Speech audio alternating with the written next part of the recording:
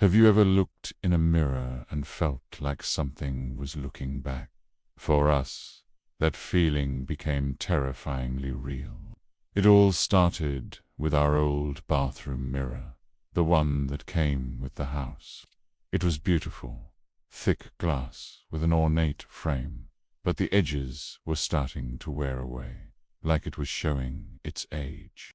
One morning, I was wiping the steam off the glass after a shower, and I noticed something off. The reflection wasn't my bathroom. Instead of my plain white shower curtain, I saw wallpaper covered in flowers and vines. I leaned in, my heart starting to pound.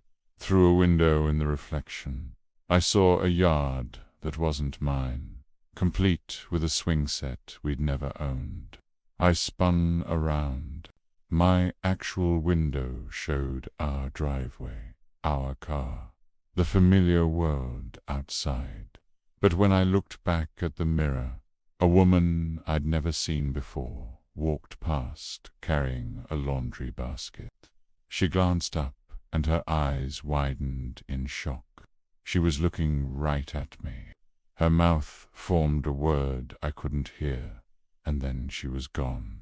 I tried to convince myself it was just a trick of the light, a weird reflection, but I couldn't shake the feeling. Later that day, I found myself standing in front of the mirror again, just watching. This time, it showed a kitchen. A clock on the wall seemed to tick in perfect time with my own frantic breathing. A man in a striped shirt was washing dishes, humming a tune I recognized.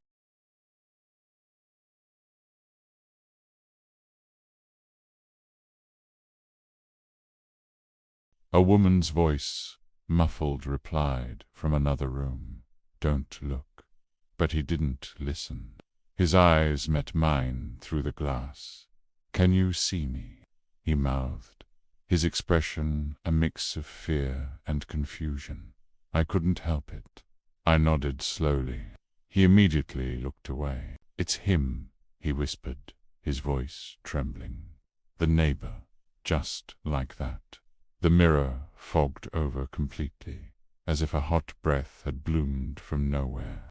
I wiped it away frantically, but my own bathroom was all that was left. My reflection stared back, pale and shaken. That evening, our doorbell rang.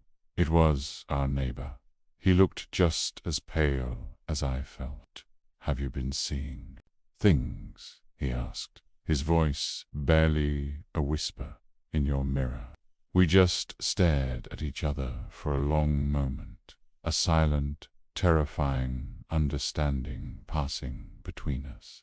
He nodded slowly. "Us too. My wife says it's not safe to look for too long." The next morning, sirens ripped through the quiet neighborhood.